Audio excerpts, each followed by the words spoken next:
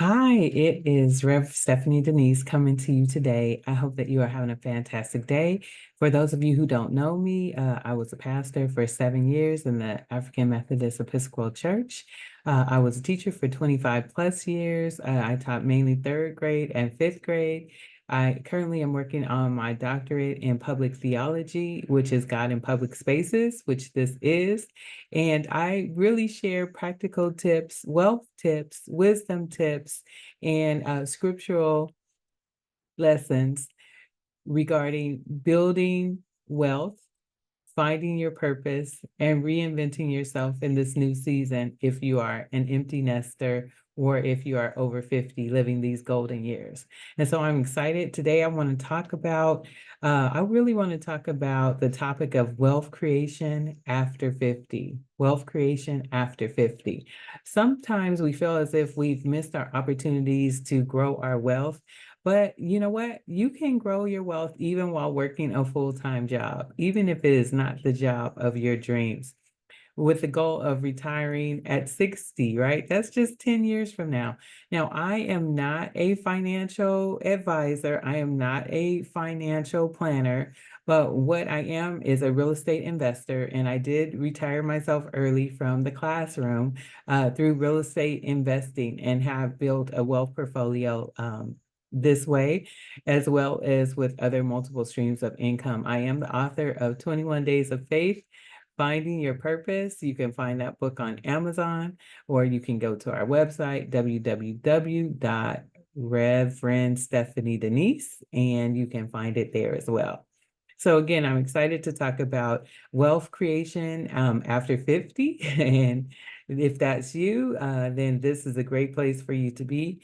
Sometimes we feel like if we don't work forever, we won't have enough money to live on. And in this chapter of life, it's really important to delve into the intersection of faith, purpose, and financial stewardship. These are really important goals, and this is guided by the wisdom of Scripture, practical tips to empower you on your journey, which is very important. And this is a journey towards financial freedom. So come along with us on this ride. In the scripture from Proverbs 13, verse 22, it says, "A good person leaves an inheritance for their children's children, but a sinner's wealth is stored up for the righteous." This verse is a powerful reminder of the importance of wise financial planning. So it's time to plan and it's time to be wise about it. It's also about stewardship. Are we good stewards over that which we've been blessed with? And if we haven't been, well, we can start now. And that's the good thing. Not only for ourselves, but for those future generations that are coming behind us, right? Leaving a legacy is so important. As we embark on this path towards wealth creation, it's so critical for us to align our financial goals with our divine purpose. Do you know what your purpose is? I always say when we walk in faith and we discover our purpose, then abundance will follow. So definitely, I challenge you to walk in faith. I do have a YouTube channel. I would love if you would come and support our channel and be a part of our community as we continue to walk in faith and purpose and abundance, right? So it's time to recognize that wealth is a tool. It's a tool. It's a tool to fulfill God's purpose in your life and the lives of those around you. And so sometimes people get money confused, right? We hear the scripture, money is the root of all evil. For the love of money is the root of all evil. But we're not talking about loving money here. We're talking about understanding that money is a tool. And the more tools you have in your tool belt, the more jobs that you can do successfully. And so we just want to get to a place of understanding that money is a tool and financial goals are important. And it is a part of our divine purpose to be in this place. Recognize that wealth is a tool to fulfill God's purpose, right? And all things, including financial abundance, are important. And God tells us that all things will be added to us in Matthew 6:33. So here are some practical tips, right? Practical tips to kickstart your journey towards financial stability and also abundance in this season. Instead of feeling as if you're late, know that you're right on time. Of course, we hate the word budget and save, right? And we know that with the rate of inflation, we know that saving our money just doesn't really last and it doesn't grow quite the way we would like it to. But when you evaluate your personal financial situation and when you create a budget, what happens is you're able to identify those areas. There's certain areas where you can actually cut back on expenses. There's some things that just really aren't necessary, but we like. And so a budget, even though you may not like that word, helps you to identify those areas, which is very important. And it helps you to save a portion of your income regularly that can be essential for wealth building over time, right? So maybe that portion is used for future investments, right? Which is really important for growing money, right? And looking up the rule of 72 is definitely a great rule to look at to see how and when money can double. I would say number two, invest wisely. So again, I am not a financial planner, but definitely I would say it would be good to talk with a financial planner, especially if you are over 50 and you are just getting into the investment game. Consider diversifying your investments so that you can mitigate risk and be able to maximize your returns, right? So it's really like having several pots to put fill, I should say, several pots to fill so that you have different areas from which to pull from, right? So we're not putting all of our money in one pot or one basket, right? We're diversifying. This is important. So this is where you're going to seek advice from financial advisors or do thorough research yourself before making investment decisions. Number three, look at exploring passive income streams. This is very key. Passive income streams. Look for opportunities that you can generate passive income. Rental properties. I got into real estate about 8 years ago as far as rental income. So straight rentals and Airbnb rentals. And I love it. I haven't turned back. I've owned my own property. I own my own personal home, for more than 20 years. But it's just only in the last 8 years that I diversified and started to get into rental property and also fourplexes, right? Someone told me it's time for me to move up to 100-unit buildings, but I'm working on that. So definitely explore your passive income streams. Rental properties is good. Dividend paying stocks is great. Online businesses are great, right? I have a girlfriend who does drop shipping, and she is making abundant amount of money from drop shipping, and she loves it, and she loves the flexibility that comes with it. That's not an area that I'm well versed in. I haven't tried that area. Passive income can provide financial stability. And if you're over 50, it's definitely time to be stable, right? If you have adult children, they're coming to you from time to time with their needs. If you have children who are in high school, senior year is very expensive. We had twins, so we had senior year times two, and that was interesting. And now we have, college tuition. So definitely look at other online businesses, look at passive income and how it could provide stability, financial stability, and supplement your primary income. That's very key in this time and in this season, right? So also, number four, reduce debt. That is so key, right? A lot of times we don't want to reduce debt, but we have to prioritize. It's very important to prioritize in this season. Pay off those high interest debts. You got to do it. And then free up those resources for being able to save. You want to be able to save and you want to be able to invest, right? And part of the saving is coupling that what you save with investing into the right vehicle. Being debt free is such a crucial step towards financial freedom, right? I was blessed to learn early on. My dad was a cash guy, but he also loved the stocks. And so he was one of those stock traders. He would be up early, early in the morning, with the market and trade stocks. And then he'd go to his full-time job. Right. And so I grew up watching him do that. And he was definitely, I always say he was an example of the millionaire next door because you would never know. But he did not believe in using credit cards, and he really didn't use credit cards, right? And I know that we live in a time where things are so expensive that many people are living off their credit cards.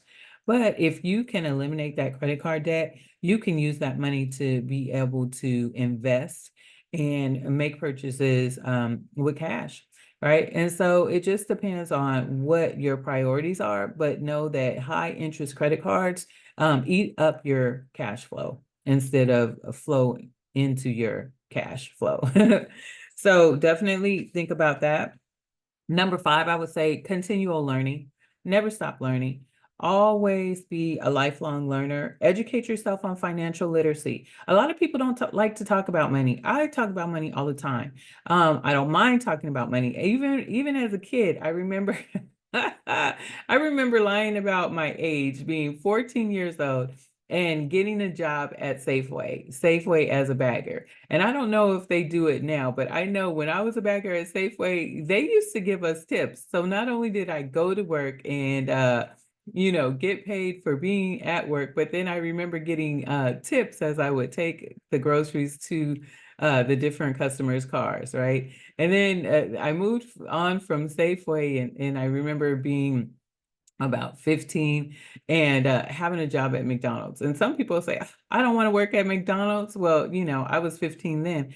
And I know that they didn't pay that well, but I was the other day I wanted some chocolate chip cookies from McDonald's. Don't judge, don't judge. And the sign said 20 plus, right? 20 plus. So imagine figuring out how you can educate yourself and how you can learn, right? Learn from either experience, putting yourself in a place where you can take on an additional job, or learning from numerous books that can help you and provide valuable insights and strategies for building your wealth, right? Some people say that it's more important for you to be able to just earn an income without having to go to a W-2 job. I think that you can become wealthy and wealth build even with a W-2 income job. But you just have to remember that you need multiple sources of income, multiple streams of income. So if that means that you have to have a second job for a season, then so be it. If that means that you take income from your W-2 job so that you can invest and buy property, then so be it. Now, I have done it both ways as far as buying real estate, buying property. Now, when I have a W-2, then it seems that the buying process is a little bit easier. But when I've bought property without having a W-2 job, then there's just a lot of checks, a lot of things, a lot of boxes to check, and a lot of paperwork to provide, because they need a paper trail that says that you actually do make enough income to purchase whatever it is that you're looking to purchase. So take your time, do your research, do your homework, because you can build income. You can start your wealth building journey now, even if you're over 50. Also, I recommend that you read some books. All right, controversial. Some people like him, some people don't. But Dave Ramsey, The Total Money Makeover. I like Dave Ramsey. I like Dave Ramsey because early on, I don't know, maybe 15 years ago or so, maybe a little bit longer, I actually went through a Dave Ramsey program at my church. And one of the first things that they asked us to do is take our credit cards and either cut them all up or put them in the freezer, but make sure that we could not get to them. And while we were in the program, we could not use our credit cards. And the cool thing was every week we were able to tally up how much debt we reduced. And as a group, we ended up in our time, our group ended up reducing like nearly $1 million of debt. And so that was really amazing to see and go on that journey with other like-minded people who were interested in making a shift, right? And cutting up the plastic. So, of course, Rich Dad, Poor Dad. I mean, I read this book so many times and so many years ago. And even now, every now and then, I'll pick it up off the shelf. Rich Dad, Poor Dad by Robert Kiyosaki, right? It's just a mind shift. It's just a mind shift mindset shift, I should say. And that's important, right? And I said earlier that I was a teacher for many, many, many years, right? And education is very, very important to me. But there is some truth to what happens to a W-2 earner who does not have a broad mindset as far as business is concerned. And so definitely read that book and see what you think. If you haven't read it, if you have read it, reread it again and see where you fall on the spectrum, right? I always love the quadrants that he has: employee, right? Um, Self-employed, business, and investor, right? And I feel like I always fall in all four quadrants because oftentimes I will take a employee job, but then I will use that employee job to purchase assets, right? And to invest. And then I run a business, which is the Airbnb part of it, right? That's a business. And so we're all different. The journey's different, but it's time to start the journey if you haven't done so already, right? And then The Richest Man in Babylon, George S. Clausen. I always mention this book as well. So really just to give you a mindset shift, give you a focus, why wealth is important. Wealth building to leave a legacy is really important if you have a family. It's never too late to start building. It's never too late to start securing your financial future by combining faith, purpose, practical financial strategies. You can work towards retiring with financial peace. And isn't that what we all want, right? Don't we want to live a peaceful life? And especially in our golden years, you deserve to live a peaceful life. You deserve it. You deserve it. You are worth it. You are worth it and you deserve it. So just know in this is time for you to have a legacy and have a legacy of abundance for generations to come. So not only will you learn about how you can do it for yourself, but also learn about how your family can do it and teach them, right? We owe it to ourselves. We owe it to ourselves to be the best that we can be and to teach our future generations to be the best that they can be, right?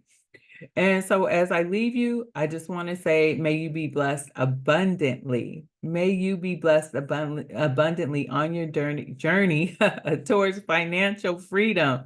Tongue twister there. May you be blessed abundantly on your journey towards financial freedom. You deserve it and you're worth it. I want to leave you with the scripture. Trust in the Lord with all your heart. Lean not on your own understanding. Acknowledge him in all your ways, and he shall direct your paths. That's Proverbs 3, 5 through 6.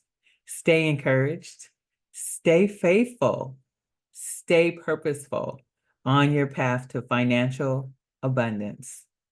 May God bless you on this journey. Thank you.